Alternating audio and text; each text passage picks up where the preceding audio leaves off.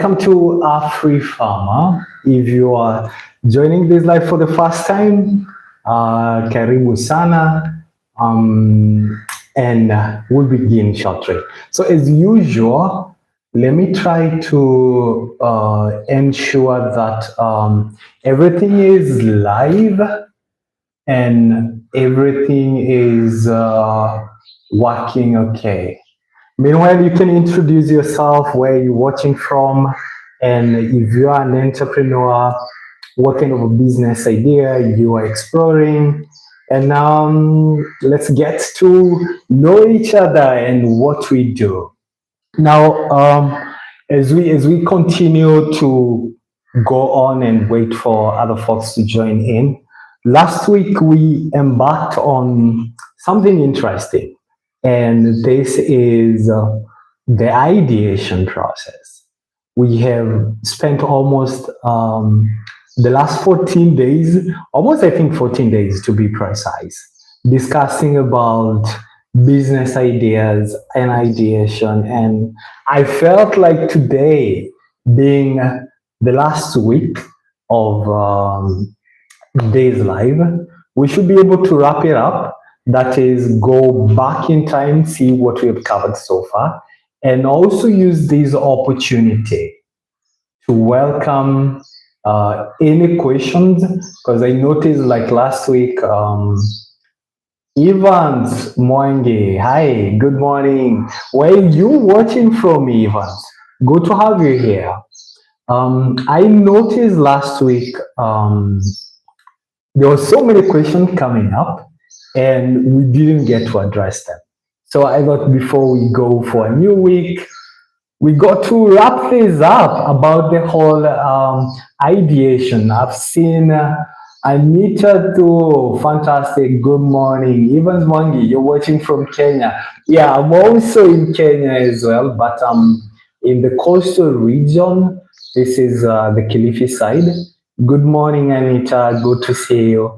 And I can also see my good friend, Benson from Kilifi, an entrepreneur, and you say you're ready to learn. Which business idea, Benson, you are into? Of course, I remember you. Some of you guys, you're some of my good friends, and I mean, guys, thank you.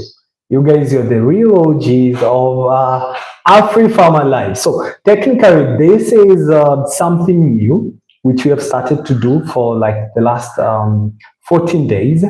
Well, if you have noticed, for previously, we used to do horizontal, which is not the death of horizontal, but something happened a month ago. I got accepted to YouTube Academy for content creation, and we were challenged to engage with some of you guys on live basis.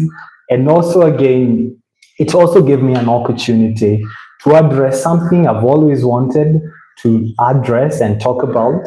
This is entrepreneurship. So if you are watching for the first time, good morning, good evening, depending where you're watching from. My name is Njuguna Hilary. I'm an entrepreneur based here in coastal region of Kenya, that is in Kilifi. I'm building a fantastic startup. Obviously, my brand name is Afrifama. So what we've been doing for the last 2 weeks is the whole ideation process. Because I noticed there were so many young people reaching out to me, asking me, okay, you're an entrepreneur. How did you go about building what you're building? Well, it's also true that I'm not yet a successful entrepreneur. And I think that also gives me a very good ground, to start with you guys, some of you who are also building. I know Anita is in this chat and she's also one of our moderators. She is also an entrepreneur. And it makes sense, like, if you get to be at this level whereby you're not yet super successful, but you're building, you get to share. Because for a very long time, and no ill feeling for this, we're used to sit down and then we get to listen. Okay, there's this and this entrepreneur who have built fantastic companies. They're either multi-billionaires, multi-millionaire, or they have done well.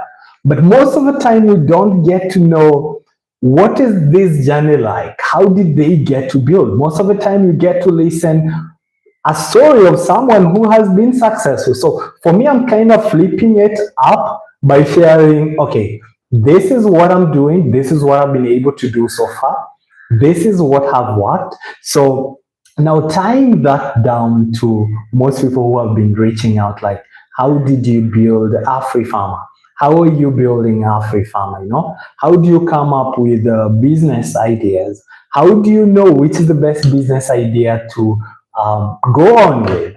I felt we should start to the basic. So if you are watching for the first time, Karibu, and I might also mention that we might not have gone deeper into conversation because I felt it's good to start from a neutral angle. This is whereby the basic, the building blocks, because like any building, like any house, in entrepreneurship, if you don't have proper foundations, if you don't get it right from onset, we cannot speak about scaling. We cannot speak about growing. And that's why for the last 14 days or 10 days, I think, maybe Anita, you can remind me, we have been discussing, one, are you ready to become an entrepreneur? And this is for someone who maybe they're still working or they're out of the school and they're wondering, what do I do? We know if you're watching from Kenya, the kind of unemployment which is currently there. Yesterday, it's very interesting. I watched something that made my heart skip a beat. By now, most Kenyans know that there's this amazing program by government of Kenya, that is Nyota, which is funding entrepreneurs, and they have called their entrepreneurs to do the assessment. And by the way, this is a bonus. If you are one of those people that you are going for Nyota, congratulations. But if you want to, pass the assessment, you definitely need to watch the first 5 lives whichever created, because I can assure you, as someone who have worked on the consultancy, one, when we are testing about the entrepreneurship aptitude, we are checking the level you are in, also the readiness for you to become an entrepreneur. But that's beside the conversation. What made my heart skip a bit is we saw so many photos going through the X, and there were endless lines. Now, this confirmed the reason why, or rather confirms the level of unemployment we have among young people. And that's why you see programs like Nyota as way to make young people come and create their own job opportunity. Even myself, when I went to uni, possibly this is like 5 or 6 years ago, I know some of our members we went to, they have still never got a job. So the only possible avenue is to create a job. But now there is always a problem. If you are going to become an entrepreneur to create your own job, if you don't get it from onset, if you don't get the basics right, then your entrepreneurial journey will be short-lived. And that's why this was born to, if it's your first time or if you've been in entrepreneurship and you also want to pivot your business idea, what do you need? So we have been discussing that. But this is not the end. Obviously, going forward, we'll also be discussing now the growth strategy. How do you scale an enterprise from the marketing angle, the funding angle? There are so many angles which are involved on scalability. So feel free to introduce yourself. Feel free to say where you're watching from. If you have any question, today it's not like those long lectures we've been having. Today is more of getting to hear you, getting to hear from Benson, getting to hear from Evans, getting to hear from Anita. What kind of questions do you guys have? If you're an entrepreneur, what is that thing that you did to be able to come up with your current or what you're solving at the moment as your ideation. And obviously from my end, I'll also give the summary and I'll also try to tie this summary to the Afrifama case study. So good morning, everyone. Karibu sana. And of course, thank you to our moderator for today, that is Anita. Feel free to do any Q&A, where you're watching from, and hey, if you like this conversation, you can double tap. Obviously, that will enable the algorithm to recommend us to a lot of young people who don't know the existence of such. So here we are. Anita says, what are your passions? Very interesting. That's a very interesting. What are my passions? Wow. That is one question I get asked most of the time. But for me, I feel I'll just generalize it to say anything entrepreneurship. If you want to know the kind of a person I am, just name the word entrepreneurship or starting a conversation around building a startup, around anything related to business. For me, I feel my passion is toward starting businesses, coming up with new ideas, relentlessly pursuing these ideas, finding proper strategies to scale these ideas, and ultimately become the kind of an entrepreneur I've always wanted to. So I think that goes. I think that was the question Anita had asked, and I would also try to reframe the same question to you, Anita. What are your passions? What moves you? As also, and everybody who is watching this stream, by the way, feel free to introduce yourself, where you're watching from, and again, what is your passion? And also someone says, this is Anita. What do you like most? Entrepreneurship or poultry farming? Entrepreneurship. So surprisingly, poultry farming is a business that I do, which is just one of the subunits of the business, because by now we have like three arms, which is we have the Afrifama Poultry, we have the new baby that is Afrifama Hatchery, and then we also have Afrifama Feeds. So ideally, they are all rotating around their poultry ecosystem, but it's not just that I love poultry. I see poultry as the most basic avenue, especially in the coastal region, whereby we're in a south region, if you ask me. Someone like Benson, if you're in this live, you can confirm from me. Personally, I'm from the mountains, whereby we have a lot of rains. But when I came here in the coastal region, I started thinking, what kind of a business idea could I be able to start? And this business idea, I wanted something related with agricultural like sector, because I feel one of the best businesses you can start, I feel it has to be either tied down to something which is consumed by people at high level, or also something related to a service, which most people will need that service. And obviously later on, I'll be able to say, or rather to tell you guys like how I ended up founding Afrifama. Obviously, not just for me, but of course, the people we are also working with closely. These are my co-founders and also the partners we've been able to come on board. Anita says, your passion is in fashion and art. That's impressive, and thank you, Anita. Now, one of the key things I've been asking myself is the whole ideation process. You know, if you try to think through, how do you come up with something unique? How can you come up with something scalable?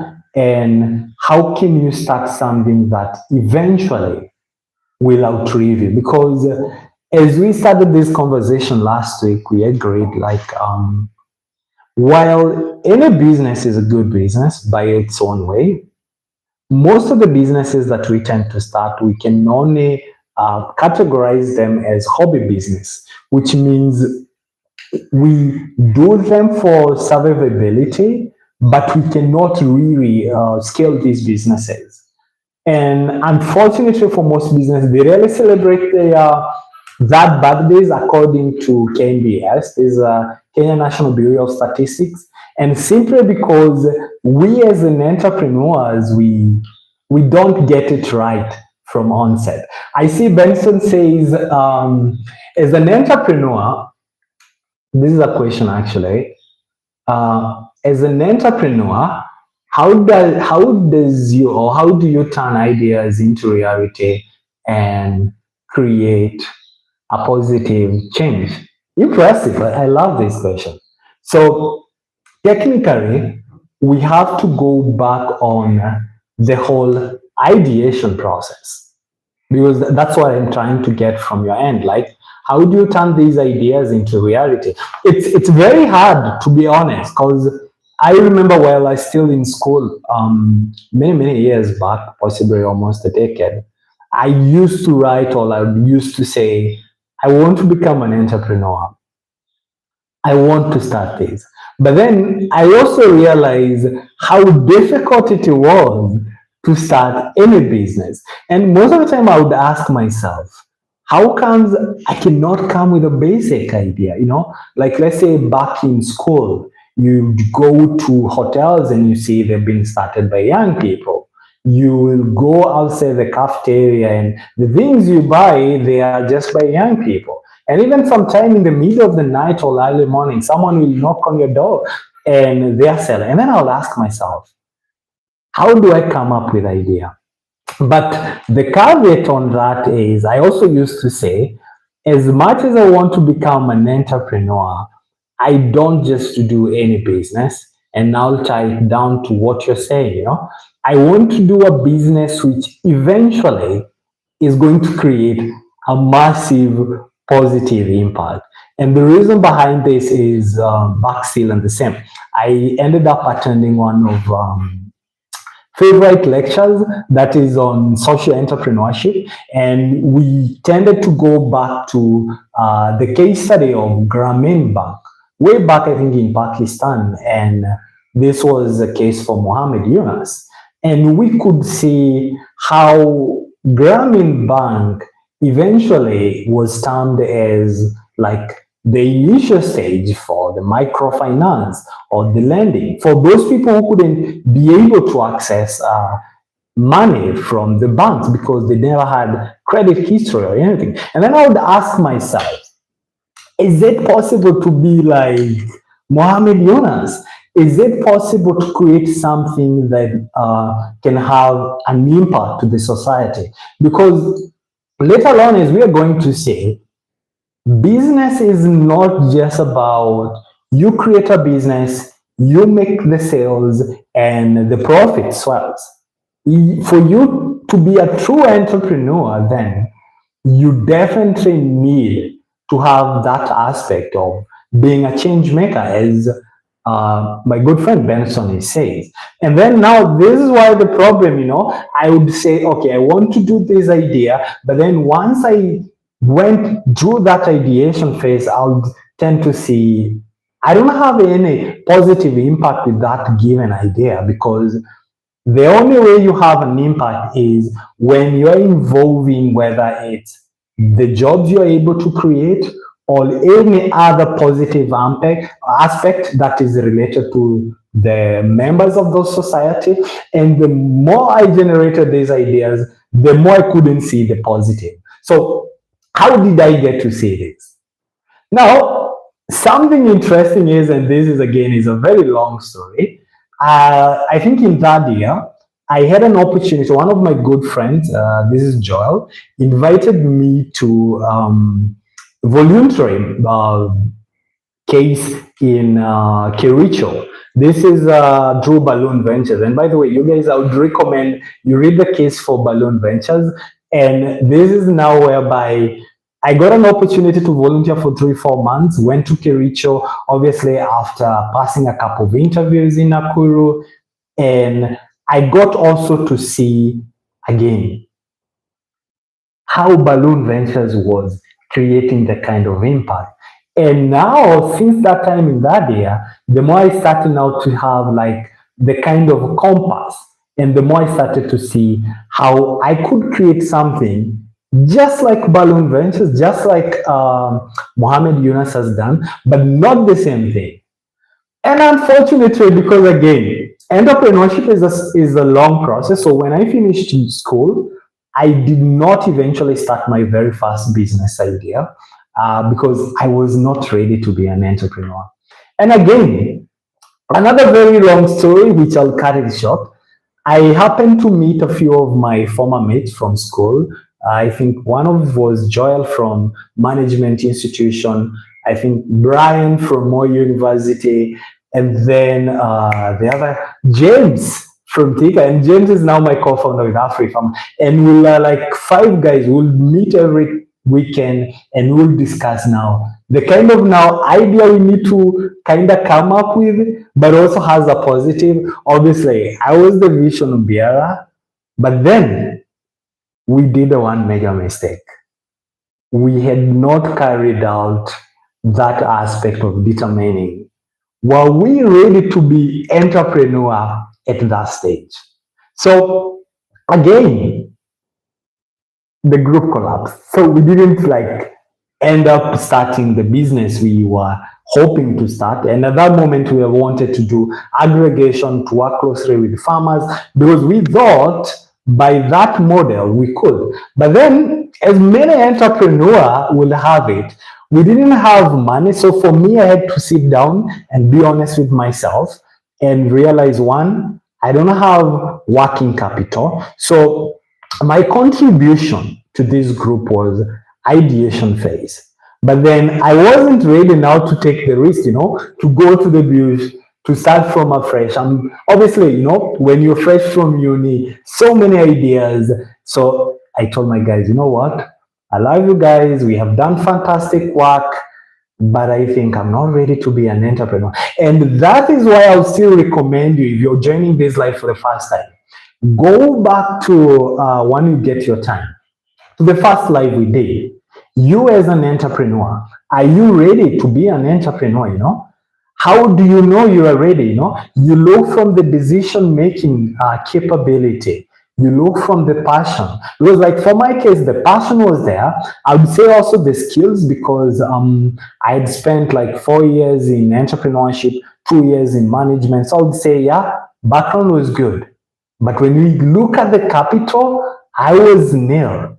At that moment, I also, my to-be co-founders didn't have money. But then now, to answer your case, 2 years later, I made the decision, went back to the working, had my first job, worked in sales and I think marketing for a major company for 6 months, then went to another company, was head of the sales again, and client onboarding, really made a lot of money. So I started to save. I didn't have any responsibility, so I could save every coin I would get, and I started my first idea. And my very first idea at that moment was still on poultry sector, because I would tend to look in the way I wanted to be 2, 4 years, 10, 5 years time. I saw the opportunity in terms of the gap. I saw an opportunity again in terms of how we scale the business and eventually have the kind of impact, which I'll also talk about what kind of positive impact I'm talking about. And funny enough is, do you think that business succeeded the first time? Obviously, let me see who is joining for the first time. I see questions from Benson, they're still there. Evans Mwangi, oh my God. Nitumie mia too, bro. Tell you what, while I might not be in a position to do the mchanga, what I can do to you today, Mr. Mwangi, I can give you the basic bullet for you to have a unique business idea. And the next time, what you'll be doing is you'll be actually approaching investors and telling them, hey, look, this is what I've built, and this is what we can build together. Because as Anita said, it's tough. It's very tough, trust me. But I hope your case is good. So if you are into business, please stick around. I hope I can give you some skills. And obviously, the government of Kenya is also giving 50,000 shilling for innate business idea. So how do you go about it? Stick around. Get to know, because obviously you need to do the aptitude test. And now for people like us, I mean, we are in our third years in business. We can give you a few tips on how to go about that. But don't worry, you still get it there.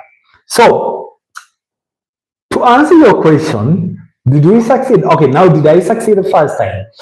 Ultimately, my first venture failed because obviously of few issues, because I was not doing it like full time. I had to do it to have someone back at home cater for it, and it wasn't.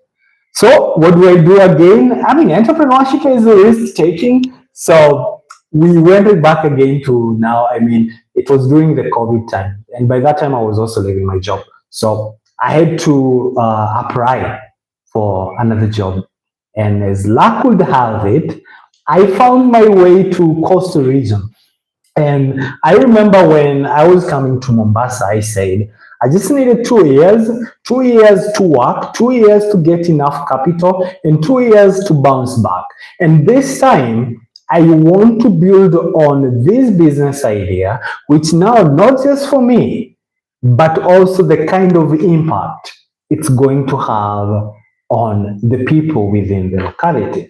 And I sat down, I started to ask myself, so this is the coastal region. What can it work? What is that people need? And the more I tried to brainstorm as many businesses idea while I was still working, but I know my past was also growing, so I was also ready.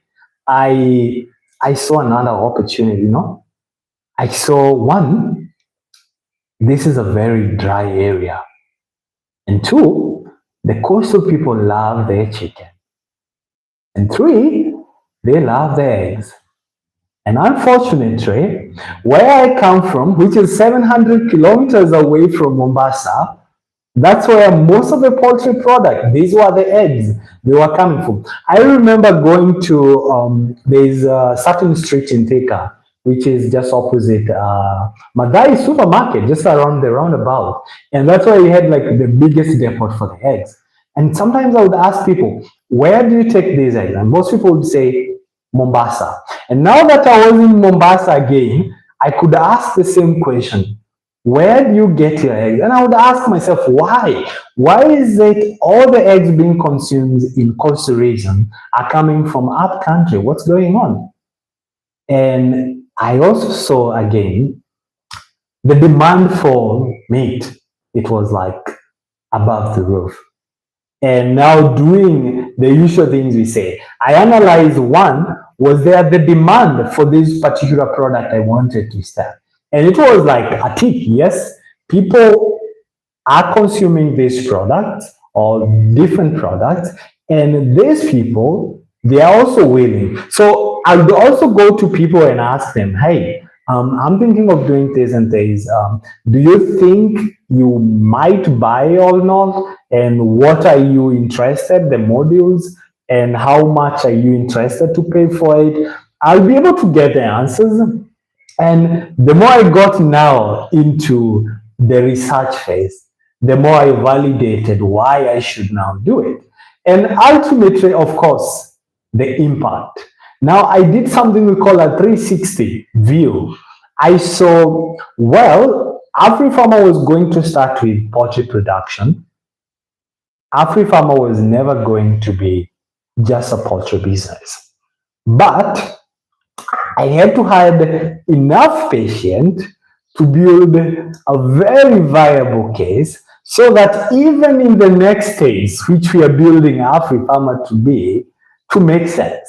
And this is why it took me almost close to 2 to 3 years to start as a poultry unit before eventually we built our second MVP. Because now, after building a poultry, I remembered now this is where the impact comes in. I could sit down and most of the people surrounding me, they were poultry farmers. and they would still say, "Hi, we are having issues with affordable feeds." Most of the people who distribute the feeds, they have carved their niche, and unfortunately, whatever they produce to the farmers, albeit of good quality, they are on a very expensive level. And even ourselves from the farm, what we were consuming, and even where I wanted to go, I felt now, you know what? It's time to build now something. And we started building on our second MVP, and this is Afrifama Feeds. And it's very funny because I remember that moment again is when my business again was also going to really go down. We were at the brink of bankruptcy, but still again, we had to build MVP because as you're going to learn in the case of building businesses, you're spending a lot of money. Sometimes you might not get the return you expected, and not because you didn't do the research, but because sometimes the market dynamics, and that's why I say sometimes you might also start with a very good business idea, but it does not translate you're going to succeed. But this is the real deal as entrepreneur, and we're going to discuss it later on. The ability to pivot, the ability to foresee that.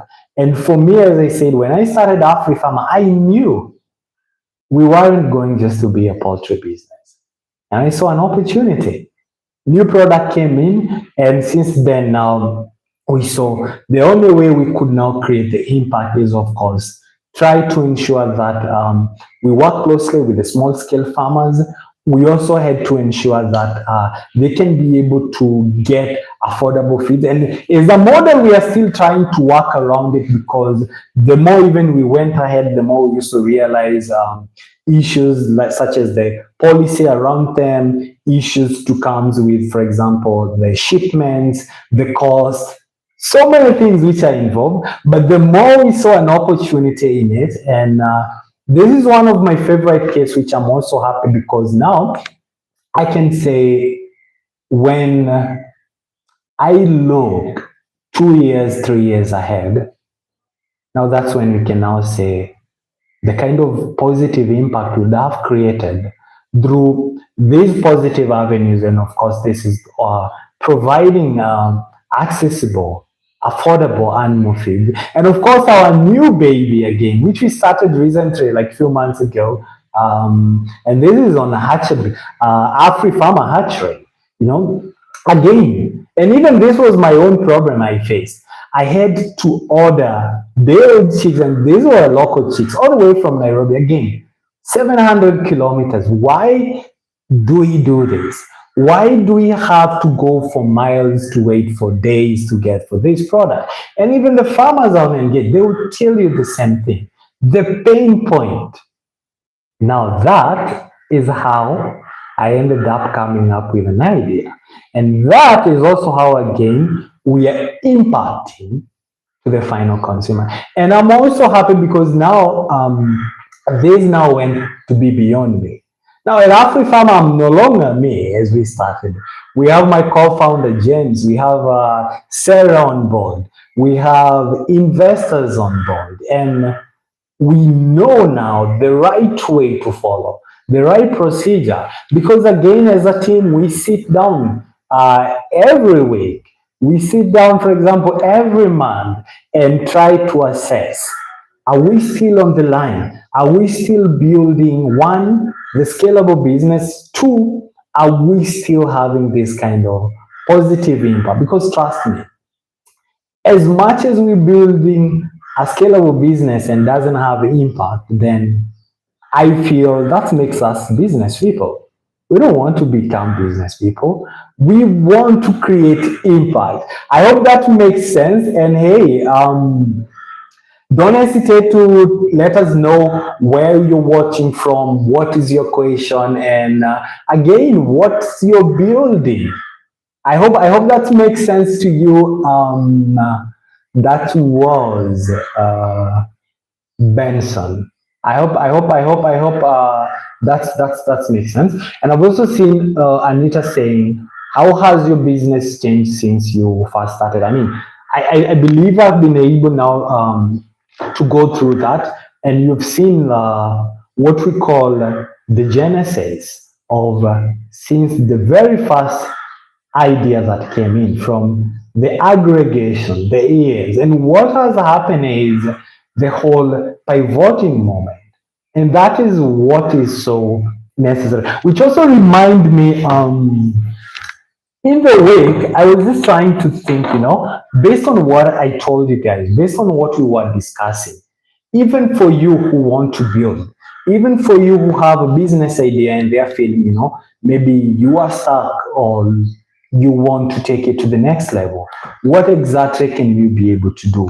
One, based on the research I've been doing, is you need to start with problem solution fit. So this is whereby we say a great business idea starts with a real problem people are facing.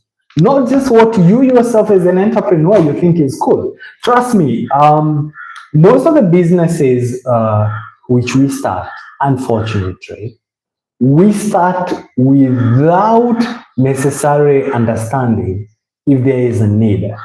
And now that's why we make a first big problem, because I'd ask you, how do you scale a business if there is no real demand for your good, real demand for your services?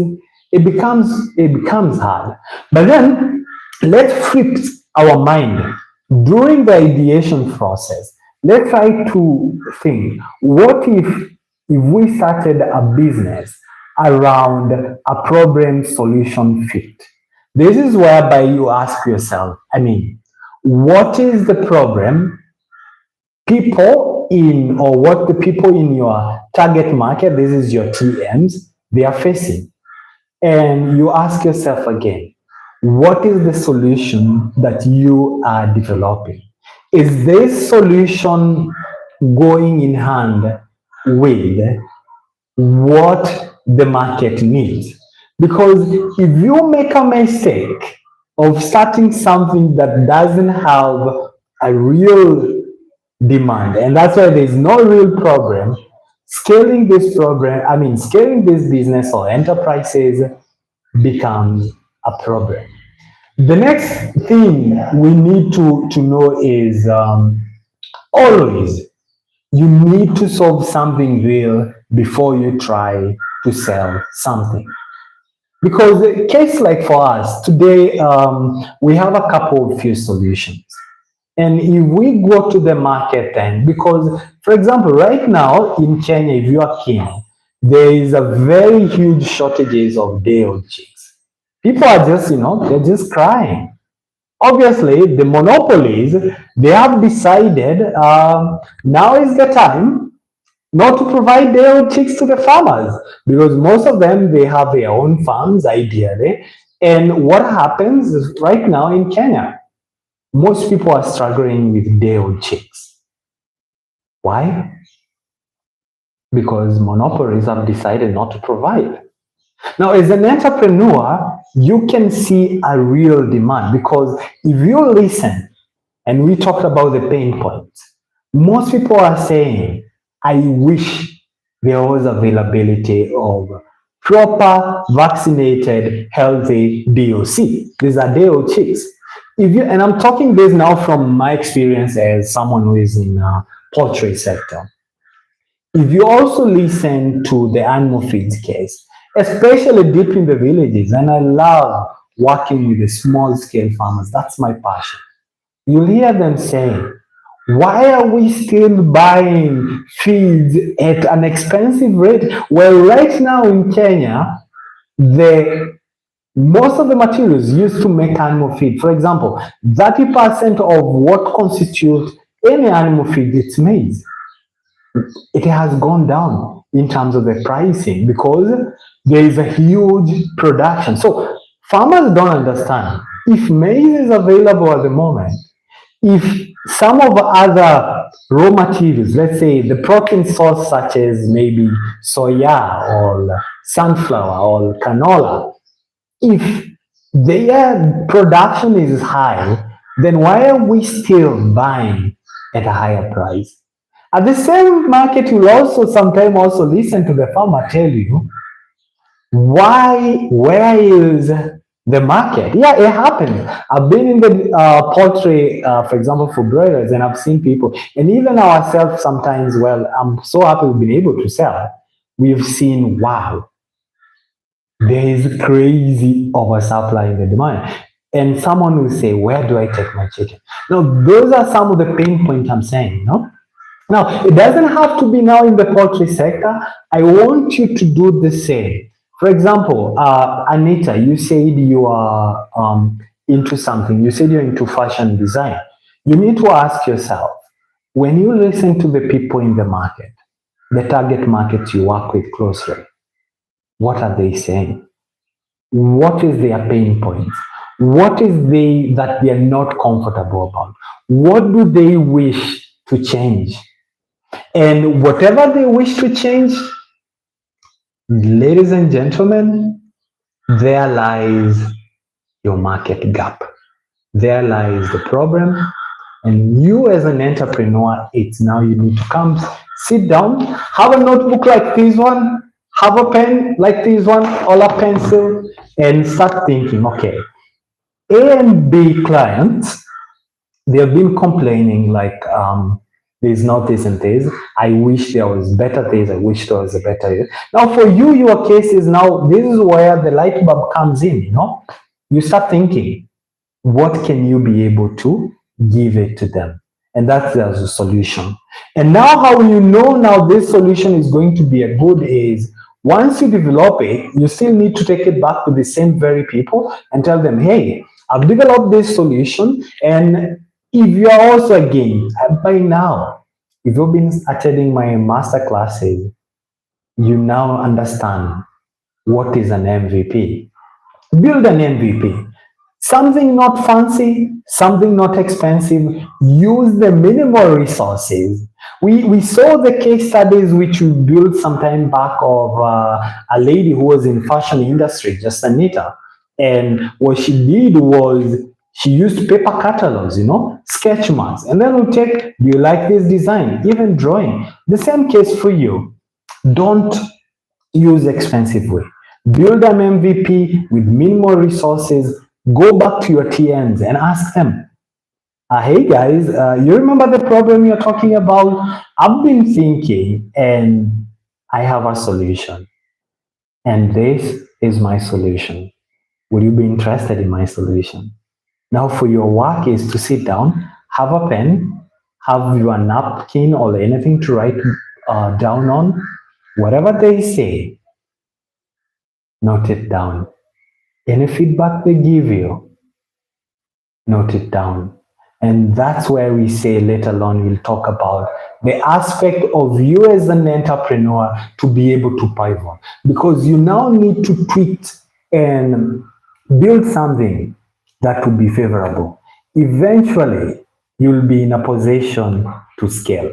Now that's one building on problem solution fit. And obviously, it also touches something we call market gap and awareness. And this is whereby you have to understand, one, passion is good, but if there is no demand, it's just a hobby. And also, always check if people are already paying for the solution you're thinking of. Because I mean, and this is why I still insist, you know, of you building a real MVP, you know. MVP helps you to understand these market gaps better, makes you to understand your target markets better, and also gives you a rather an opportunity to ascertain, one, the viability of a business idea, and two, how you'll be able to scale this businesses. I hope that makes sense. I see Anita is saying, if you could start over, is there something you'll do differently? Wow, I need to take Walter before I answer that, right? I hope that makes sense.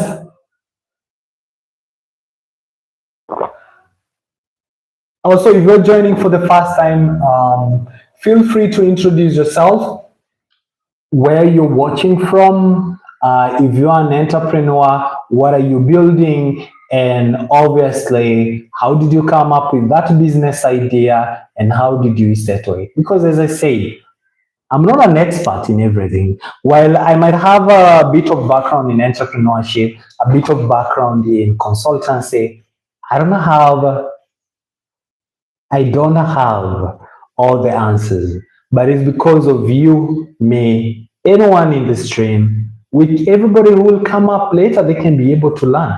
For example, I know in the country right now, most young people, they're asking themselves, which opportunity should I build on? I know they are scared, obviously. They are scared and excited. There is money, but then they don't know how do we start these businesses idea. It's because of you, it's because of me. We need to share the knowledge. If I succeed, if you succeed, it doesn't mean someone behind us is not going to succeed. Now, going back to Anita, if you could start over, is there something you could do different? I mean, there's so many things. So this is my honest perspective, very honest. I feel the market has really humbled me. Obviously, I think myself are way much more of an ardent risk taker. And because of that, I might have tried so many things which also might have taken a lot of time and resources. So while it's also interesting, recently when I got to SIYB and a bit of this kind of trainings, to get your aptitude to next level. Unfortunately, while we were in school, we never used to go deeper into such cases. We never even used to understand very well on the issues of building with an MVP, the issues of understanding. So if I was something I'll do differently, one is I'll try first to understand the market dynamics better. I'd also try again to understand again, if I was to scale this idea, then how much is it going to cost me? Because I feel every time I'm scaling a business, the more money I spend, which most of the time, even if I had a slight idea, was not what I had budgeted. And most of the time, I end up spending so much money until I become broke because I'm just fixated on building. So those are some of the things I'll do differently. One, understand the market better. Two, understand how much it's going to take for me to scale. And I'm also happy because recently I got into amazing conversations with some of our investors and they made me think, and I'm very grateful because these are like master classes, You sit down, you build model which will run for the next few months, few years ahead, analyzing all the risk possible, all the costs and everything. And sometimes as an entrepreneur, when we are starting, we never got to do that. So what happened is you realize you are either overspending or the market is just way too big for you to address, or there are so many things you forgot along the process. So I would still use the module which I discussed the other day, Start from, am I really ready to become an entrepreneur, I'll sit down again, just like if you did a few years back, but then also be very objective and not be emotional. Because sometimes as an entrepreneur, you become emotional because of your passion. And you forget a bit of, red flags somewhere along the way, When you're being objective, is you'll make better plans, you'll be able to be well prepared, and once you start your business, you'll give it a better opportunity to thrive. That's how I think. So in case you're joining for the first time, good morning. Welcome to Afrifama Life. So what we're doing is we are just discussing ideation process. How do you come up with business idea? And obviously, the best business idea you eventually implement as an entrepreneur. And we're also going heavily on my journey as an entrepreneur based here in Kenya, that is in the coastal region. And also for you, we're just interested to know what are you building, and if you like this live, you can double tap and as well leave a heart. I mean, it's I lost my pencil. I need to get a new one. Yeah, fantastic. Yeah, get to know what you're doing, and obviously also ask questions along the way, because I'm also summarizing what we've gone through the whole week. That is through the ideation. You as an entrepreneur, if you're ready to become an entrepreneur, and obviously how do you now find resources for the ideas to chase. Now, the third point is on sustainability and impact. So this is what someone had asked me earlier on, how do you know if there is an impact you're creating with your business idea? So one thing you have to know if you're building your business right now, or if you're looking to pivot your business idea, you need to address key issues on sustainability and impact. And this is whereby we say a good idea does not just make profit, it should make sense in terms of social and environmental aspect. So whatever you do, other than obviously paying yourself back the cost of either producing this good or the cost of producing these services, you should ask yourself as an entrepreneur and be honest about this. What is the real impact to your immediate community, to the environment? Do you have anything positive? For example, sometimes, are you creating opportunities? Is there any harmful, because sometimes the business we do, they might have any harmful impact to the environment, and those impact affect other members of the society. Or ultimately, these things come back to us and it becomes hard. Environmentally, if you're, for example, in the processing sector, you need to ask yourself, whatever you're processing, whatever you're producing, does it have a detrimental effect? For example, we have seen cases here in coastal region and even in the city, issues of the garbage, dumping, and they have irreversible risk. Do we have such? And ultimately, whatever you're working on your business, what is it the members of the society in that community saying? How is it affecting them? How is the engagement? Because remember, as much as you're building a business to sell, to make a kill, you need to adhere to social issues, you need to adhere to environmental issues, and if it's a tick for you, then your business is going to scale. All right? I hope it makes sense. And I need to talk to guys who have come to the hall. Just a minute, because it's a little bit detrimental. And I'll be back just a minute.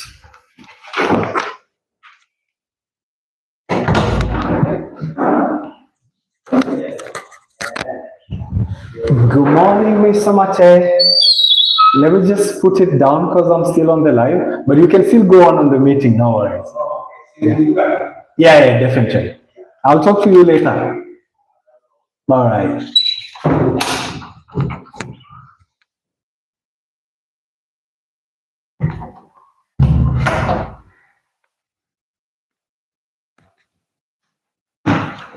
All right, guys. Sorry, I had to step outside. A very good friend of mine and a gentleman who has also made Afrifama to be where we are. I mean, when you're growing, you need to involve the community. You also need to partner with few people who are going to enhance. So unfortunately, I know they're having a meeting. The hall was open, so I had to be like, hey guys, we need to tone down a little bit because I'm nearby. My office is adjacent to the hall whereby most people meet. I hope that makes sense. So the last two bit is one is on, we've talked about the sustainability and the impact, is on the need to start small and also have the real proof. So you need to understand, don't wait for everything to be perfect. Start small, test, and adjust. So what do I mean by this? So if you go to the market and you see when you are doing your normal round, when you're engaging with people, you see that there is a need, then you should eventually develop what we call a real MVP. Now, this MVP is something very minor, and out of this, you should ensure that you're not spending a lot of resources on it, a lot of time, and eventually just take it.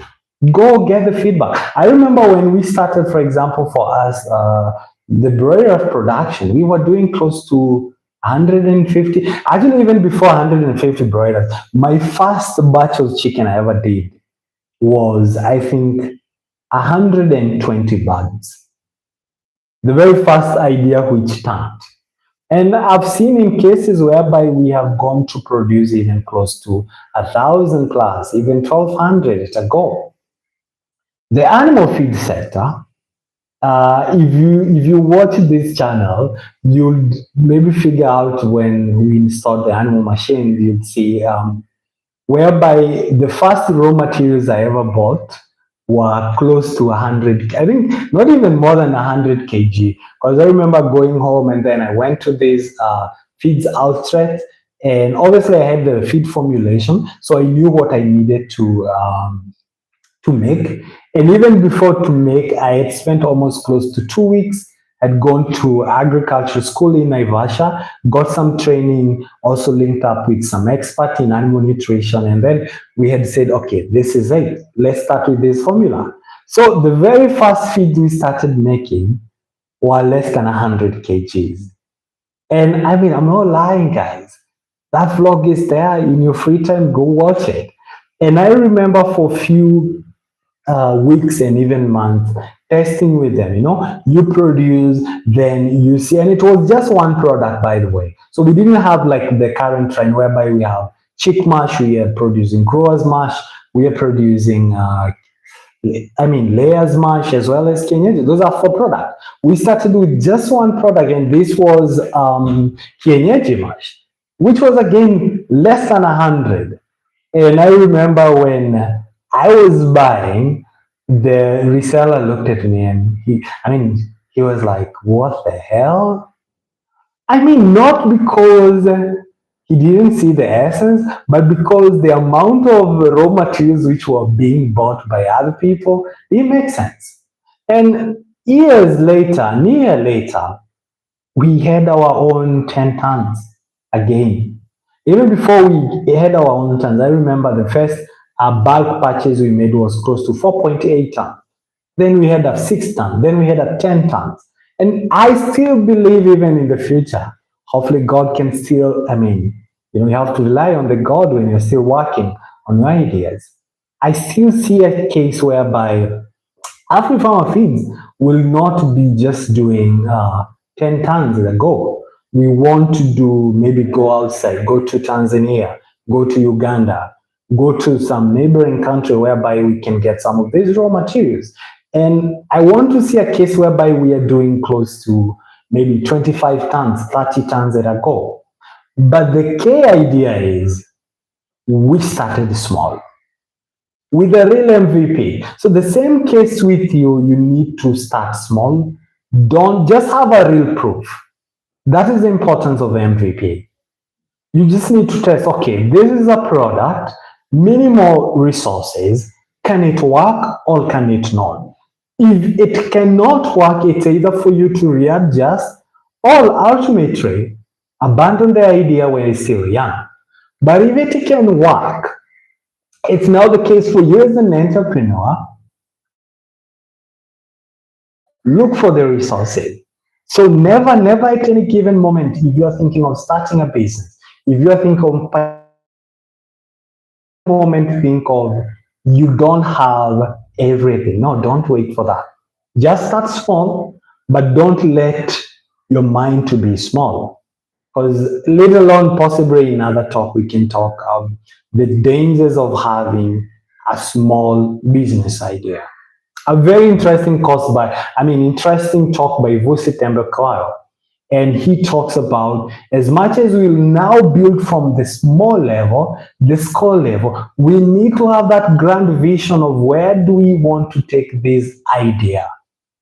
But don't say, I don't have everything, so I can start. Just build your real MVP. Sometimes it's a service. You can try to offer to do this service at no cost to whoever you're doing to. Get to learn this market. How will they get to interact with your product or your service? Will they want to buy it? What will be the impact to the environment? What are the competitors saying? What are the detrimental issues? That's the best way. So I hope you will always remember this. Start where you are, use what you have, and of course, test what you believe in. Now, if you're joining this for the first time, make sure to, guys, if this is an interesting talk, show us some love. You can possibly double tap your screen or just like the stream. And of course, tell us where you're watching from. If you have any question in ideation or what you're building, I'll be happy to answer. And of course, thank you, Anita, for the moderation. Obviously, if you have any question, I'll be happy to answer. And yeah, if you're joining, just let me know. What are you working on? What are you building? Do you have any questions on ideation process or what it takes to build a scalable business idea? So when I talk so much, I usually have to ensure I have a lot of water. Otherwise, I will run out and have a dry throat. So the last bit is on adaptability. So this is what you have to know, and I hope if you've listened to the whole story of how we started like Afrifama, you have to understand that every idea will be tested by the reality. The best entrepreneurs don't quit. They adjust. So remember this. Every idea will be tested by the reality. The best entrepreneurs don't quit. They adjust. So what do I mean by this? By now, you'd have generated close to 20 business ideas, scale them down to 15, scale them further to 10, eventually to 5, eventually to 3, and eventually to 1 business idea. And in case you miss this stream of how you are able to choose or scale them this idea, the day before yesterday, we talked about doing a feasibility study. This is going to the market. We talked about the key people you need to talk to. For example, your target market, your competitor, the people in business, people who understand, and even people around the locality. And obviously, you have your set questions which you're going to engage with these people. The reason why you're doing that is, one, there is a parameter, and I was using this book, which is developed by ILO. This is a Generate Your Business Idea. This is GYB. Again, every business developer, specialist, every business consultant, whether it's in East Africa or Sub-Saharan Africa, they have to undergo this mandatory training. So I had to use this because I know it's a very good book and the strategies they have suggested make a lot of sense. And according to them, they also say, when you are doing all this study, what you're trying to understand, there are 5 key fundamentals. One is the problem. Which problem are you trying to solve? Then you also need to understand, because you also, of all the ideas you've developed, you'll be answering, is there a real problem you're addressing? And the solution you have developed, do people need it? Will people use their money to pay for that solution. And again, you also ask yourself the same fundamentals they talk about. How is it going to affect the environment and the sustainability issues revolving around it? Because by now you've said, as much as you build your business because you want to make a sale, you need to be conscious about the impact it has on the environment. And also at the same time, you're also thinking, how do you sell this product? The avenues.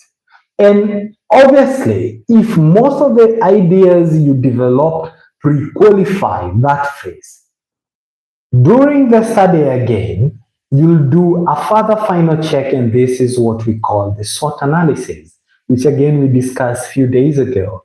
We talk about the strength, we talk about the threats, we talk about the opportunities, and what is it? SWOT analysis, strength, and the weaknesses. Weaknesses of the last bit. Now, the first two blocks, these are the strengths and opportunities. You need to understand them so well because that is where you capitalize your businesses on. That's where you know if you do everything. For example, government policies which may be changed, environmental issues, the people behaviors, these are some of the things, and even the trends in the market. How would they make you, or how would they help you to scale your business? The other things you need to be worried on when you're doing your SWOT analysis, obviously, is the next block, and this is the block of weaknesses and threats. Well, weaknesses are more ingrained, the threats are outside. You have no control. You need to be aware again, the policies coming up. You need to be aware environmental issues, and even yourself, the skill set issues. And eventually, once you've done all those studies, the SWOT analysis, and obviously the 5 fundamentals which you've mentioned, you can at least have an idea which business makes sense and which business you should pursue. But now this is the most interesting because we were still on that point of adaptability. Every idea will need to be tested by the reality. And this reality hits in because you might think, okay, see, I did the SWOT analysis. See, I did the study for market analysis. You would think you are safe. I know. And you would think your business idea is going to succeed. That's when you realize that every idea will be tested by the reality. Because while you might have been dealing with the MVP, now imagine a case whereby you'll have made 10 units to ship to the market and you're looking at them, oh my God, there is no customer. All the cost of producing this product went higher than the MVP. So what you need to do as an entrepreneur again is don't quit on your idea. No, don't bolt. Don't close your idea. So what do? You adjust. And this is what we call pivoting. Personally, I think we have really pivoted the case of Afrifama since we started. And it's a good pivot because sometimes you'd see the dynamics are not favorable for the business and you see where you want to go and you see, okay, this issue is not okay. This is not favoring us. So what can we do? How best can you do? And that's where you see all along the way, we've been able to build various different businesses, which we are now pursuing. The same case with you, no? It's going to be tough once you start implementing that business idea. I won't lie to you. I'm not going to tell you that it's going to be easy, no. But what you're going to do, because again, you have done your analysis, is you need to listen to people. You need to listen to the market. You need to see the product, how it's performing. And then you need to go back to the drawing board. You even need to involve expertise if there is a need for that. And redevelop the product, redesign the product, or redesign the service. Because if you quit, that is where your dream dies. And as my favorite books, and I promise you guys, I'm coming close to the end of this stream. My favorite books, which I once read, is most people quit when they are 3 feet from the goal. So you've worked hard, you started with idea generation, you've been able to streamline these ideas to eventually settle for that idea. And by bad luck, or by not even bad luck, market dynamics or the realities, your idea is not a hit. Remember, you did the hard job of coming up with the solution. Because the idea is not the way we are saying, like you see Afrifama or I think Anita is in the stream, or Benson is in the stream, what they're doing, and you copy them. No, the true ideation process is you as an entrepreneur. By you sit down, you come up with a unique solution. So you've already done the job. So when you're going to quit simply because of something or minor adjustment, which you didn't, maybe like for example here at Afrifama, one of my mentors reminds me like, yo, you guys, you've done a lot. But now for me, when I look, I see we are still on the first phase or 2 phase. But when you look at what we have spent on building the infrastructures, building the processes, hiring the expert, you're like, damn, that's tons of money spent. So if you are to quit, you abandon all that. That's gone. You never get that. But interesting bit is, if by any chance one product or one services we offer doesn't work out, you know, the most noble way for us as an entrepreneur is sit down, rethink. Why didn't it work? Okay, what can we do? We listen to the market as well. How can we do differently? If we don't have the capability, if we don't have the skills, hire the expatriates, you know. Don't be afraid to bring in someone with the skills to do something which you'd struggle for years to do. For example, I work with a nutritionist. I keep telling my farmers this, like, hey guys, you know, I don't produce, I don't formulate the animal feed. While I have the expertise of, like, I know the whole process of feed formulation, I understand the nutrients levels, even if you're to ask me, like, okay, source of protein, canola, soya, sunflower. If you ask me, the crude protein, for example, in chick mash, you need to work something around 21.5 to 22%. If you need to work with the growers, something close to 14 to 18%. So while I know that, I also know there's someone who is miles ahead of me, someone who has studied animal nutrition. So what do?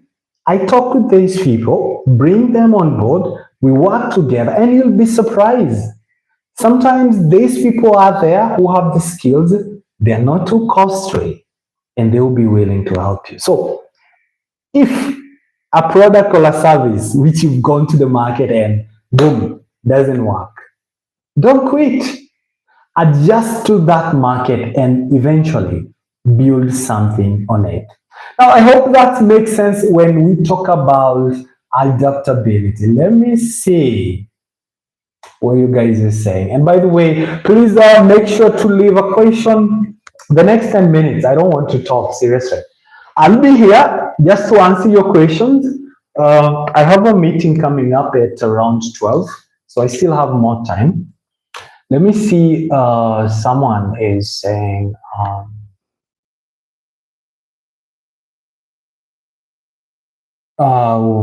yeah. That is Benson. You are in Kilifi. Yes, I'm in Kilifi. But I like saying coastal region because most people don't know. For example, if you are not in Kenya, you don't know where coast. So where is Kilifi? But if I say coastal region, I'll bet most people will say, if I say I'm in Kilifi, they will still say I'm in Mombasa. Well, they are not wrong. I still feel I'm like 45 minutes to Mombasa, which is still a distance. So yes, I'm in Kilifi. Where are you at the moment? Are you still in Kilifi? The last time I saw you were in Kaloleni, if I don't forget.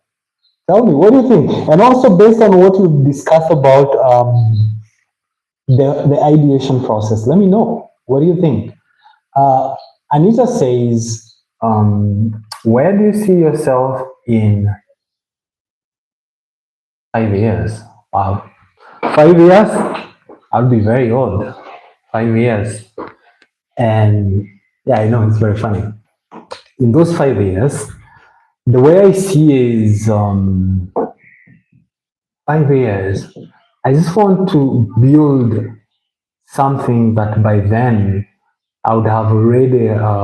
My idea of always to have something which is like more positive, creating more positive impact to the people, but also something scalable. So the way I see it in 5 years is possibly would have built either Afrifama or any other company to a level which I feel we have done enough enough change to the society. And when you look at in terms of numbers, we are talking about not just 2 or 5 people, not 30, maybe 1,000. So I see myself having built, I don't know, Afrifama, or having built another company which has at least touched almost 1,000 people, whether directly or indirectly.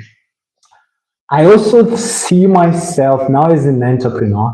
So other than just building, I love talking about entrepreneurship. So maybe I would have given dozen of guest lectures across most institutions, especially the tertiary level, not just now here in like in Kenya, maybe East Africa, a bit of South Africa, West Africa, and maybe in Europe. Yeah, I have this crazy desire of speaking to like global entrepreneurship summit. I just want my voice to be heard.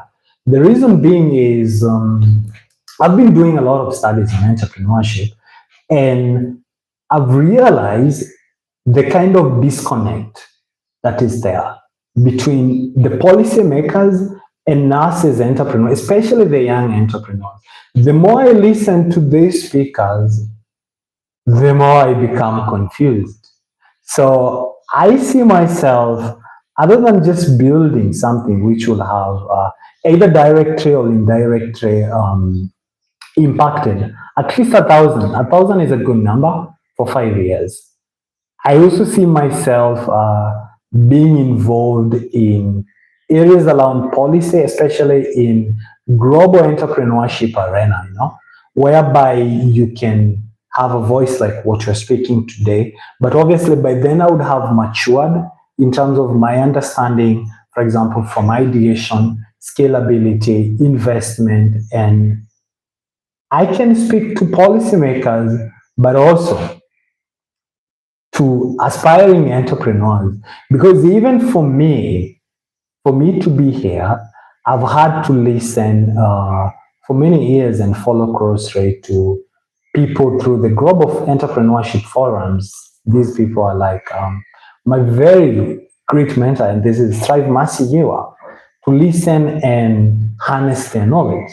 So I see myself as one of those guys who would by then would have an impact. Like, hey, other than now just building something here in East Africa, I feel I want my voice to be heard in a global arena, and not just to be heard, to use it to change some of these policies, whether it's through the government intervention, which will favor the growth of entrepreneurship. Because I feel as much as we have these dialogues, the people who are there, the people who are in charge, one, they themselves, they are not entrepreneurs. So they don't understand the pain it takes to build something, the pain it takes to fail, the pain it takes to lack financing, the pain it takes to not have proper policies.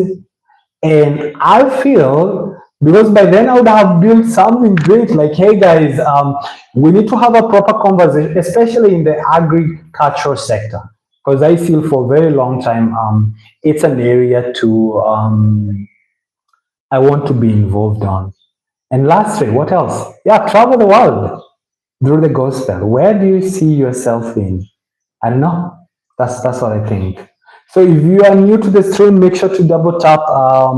It's going to help us reach more people as possible. If you have a question, we've been just discussing about ideation process for entrepreneurship, and we just summarize what we've done for a whole week, starting from having a problem solution feed, having market gap awareness, having sustainability and impact awareness. We're talking the essence of starting small, and obviously the adaptability. Yeah, feel free. Benson, you are laughing. Please, please, please, please. It's good to see you here, man. Let me know, what are you building? Where are you watching from? Don't hesitate. This is a live stream. So, and this is why, again, it's something new. It's something new we are trying, other than the normal, what do you call them? The more horizontal videos. So I hope they are making sense. Let me see your questions. Anita, Benson, who else is in the stream? Tell me your names. I don't bite.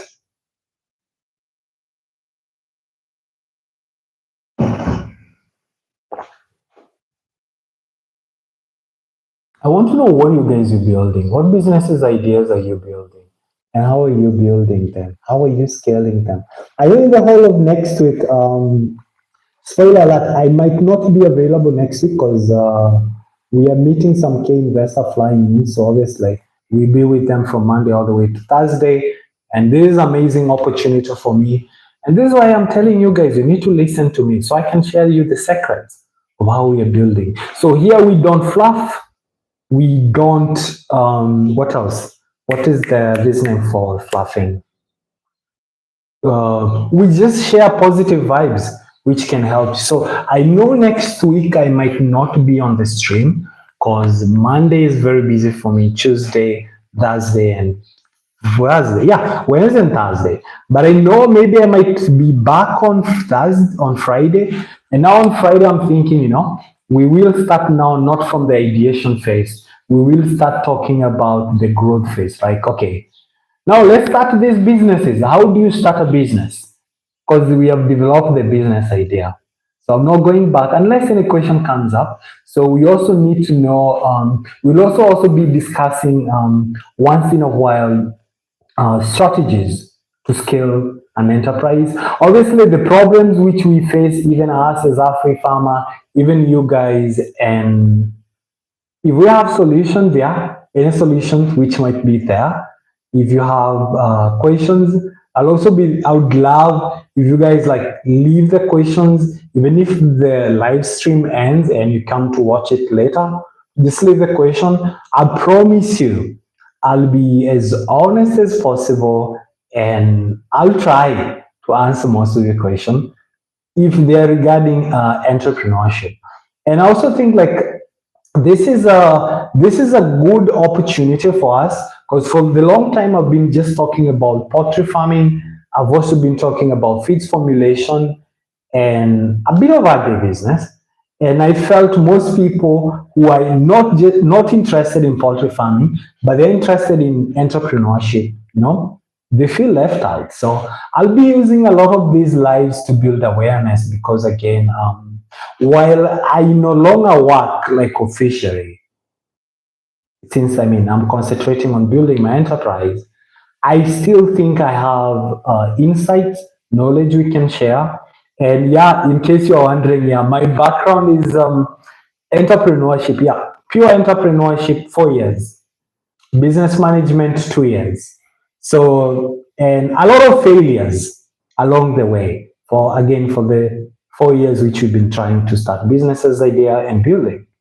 And I think I've also interacted close to 200 or 300 entrepreneurs since I started consultancy. So there is a lot.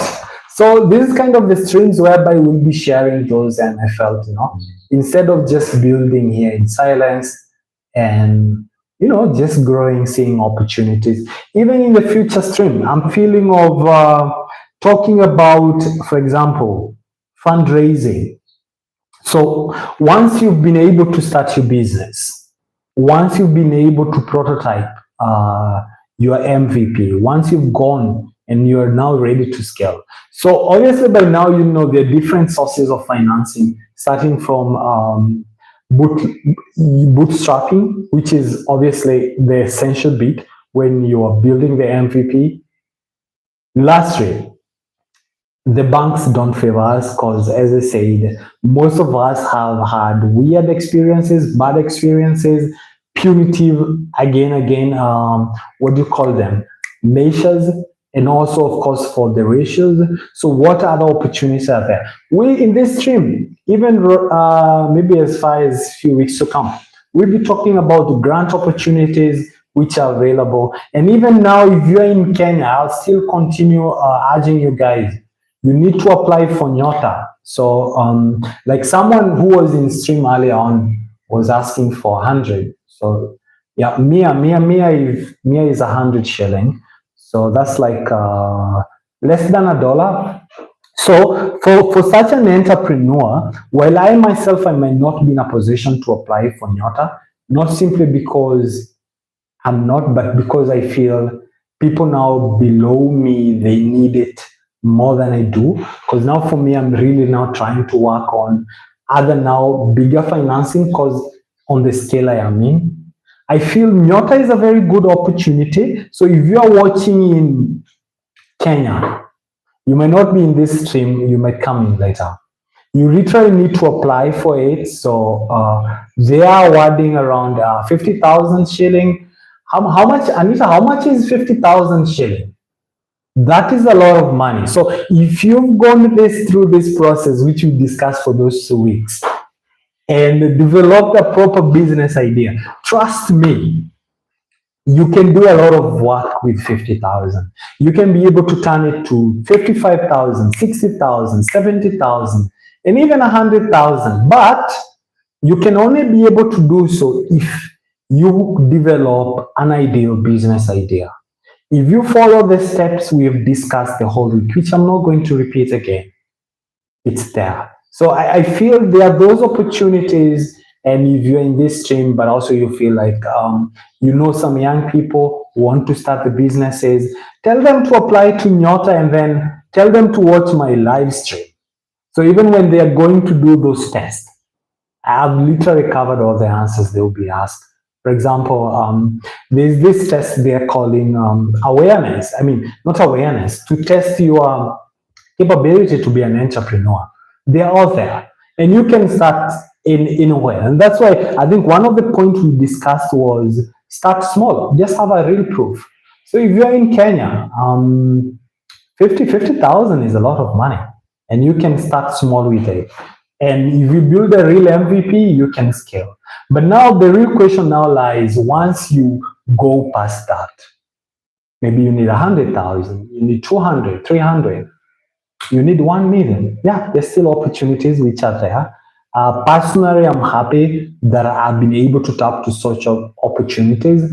That's why, most people ask me, how is it possible that Afrifama is really scaling so fast? So technically it's because I'm aware of that, and I'm also able now to started with the bootstrapping, and I see the real opportunity. Also, other than the failures which we have had, then which again have had a bit of setback, we know exactly what you're building and understand it well. So it's there. So that's why we need to have this conversation, because I feel most people, especially entrepreneurs, they're still stuck at that age whereby they still think they need to go to the bank. And since the bank doesn't give them the money, they can never build anything. So I feel we need to have this conversation, on financing. And other not just financing, we need to have conversation now for people who have built their enterprises and they feel stuck. I still remember the one lady and gentleman who asked me a question last week. For example, they feel like their businesses are dying. We need to come back, have these discussions. So in case you're watching for the first time, my name is Njuguna Hilary. I'm an entrepreneur building something interesting in the Kenyan coast. Let me know, who are you and where you're watching from, and do you have any question regarding ideation? I have like 5 minutes left to go, so at least I can prepare for my next meeting. And also, thank you so much, Anita, for the moderation.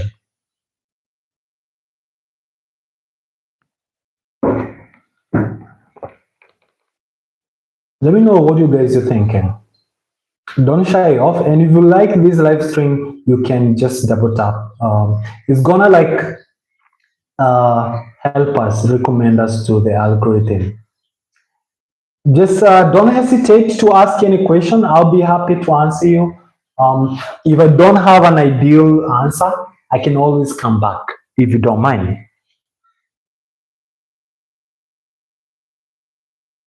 All right. I'll give you guys like 5 minutes so that you have some time before I leave for the stream. It's just an interesting conversation revolving around the ideation, you know, the whole process of you becoming an entrepreneur. But I know now from next week on Friday, we'll now come back or even on deeper conversations, and I'm just interested to see how my insight can be able to either help you or help refine your ideas or help shape your business, and at a no cost. Because I know most people, they will ask and even wonder, why do I do this kind of live stream? So the thing is, consultancy is very expensive. I've been paid before, not once, but a lot of time. And the more I do them, especially for young people, the more I see how hard, because even the people who pay for these consultancy are not even the entrepreneurs themselves. Because imagine, and this is the minimum, it's very expensive for you to pay for a business consultant, which again, we are paid basically on hourly basis. So you get, and this is the minimum, by the way, this is not even something nearby those top level. You get something close to, I think, 2,000 to 3,500 per hour. So depending on your terms. And for you to have, I would say, a good segment for entrepreneurship, you'll need at least 2 hours, because 1 hour is spent understanding the entrepreneur, understanding the problem, diagnosing it. So, and even to get the results, you don't get the result that day. I've had 6 months of engagement for most entrepreneurs, because you'll see, you might discuss something today, and the whole week, entrepreneurs have to go back and try to implement them and see how they work. They try next month, it doesn't work, they try again until it works. And other problems comes up, because there's nothing like solution fits all. So you realize within the 6 months, you've had at least 2 weekly sessions with your mentor or your business analyst. Now, if your business is not doing okay, or you're doing it for the first time, you might not afford it, unless either you join this organization which train, or they say they train entrepreneurs, and that's where we call them entrepreneurship hubs. That's why it's either you get a chance to be linked with an entrepreneur, so that the hub pays person like me or someone else for you. That's the only way you get. And unfortunately, not all the hubs do this, which now means also the gap. So I got myself asking, what can we do? Just start a live stream. Since we've been building Afrifama channel for the last 2 years, documenting our journey through building Afrifama. I felt earlier on it was more of talking about Afrifama, more about poultry sector. And most of you guys don't want to build poultry businesses. You also want to go to fashion like Anita. You want to go to Benson. You didn't tell me the business that you're in. I'll be interested to know. You want to go to other businesses or any other business you guys you're watching that you have, All, and that's why we felt like, we can have also this kind of engagements whereby we can talk. what it takes to build an enterprise, regardless, even if it's not an agribusiness enterprise, if it's fashion, MVP, I mean, motor vehicle industry, tourism. I may not talk a lot about technology because the only technology I know it's ChatGPT. But business-wise, we can think through technology, aspect. So that's why these conversations were born there. So in case you're joining for the first time and you're wondering what the hell this guy is talking about, yeah.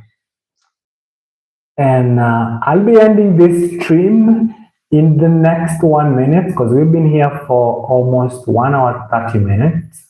I hope by now you understand.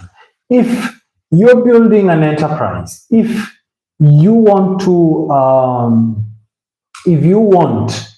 build your business, some of the key aspects you need to look. We've talked about the having a problem solution fit, having to understand issues to come with the market gap awareness.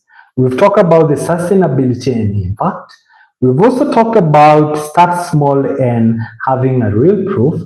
And lastly, we've talked about adaptability.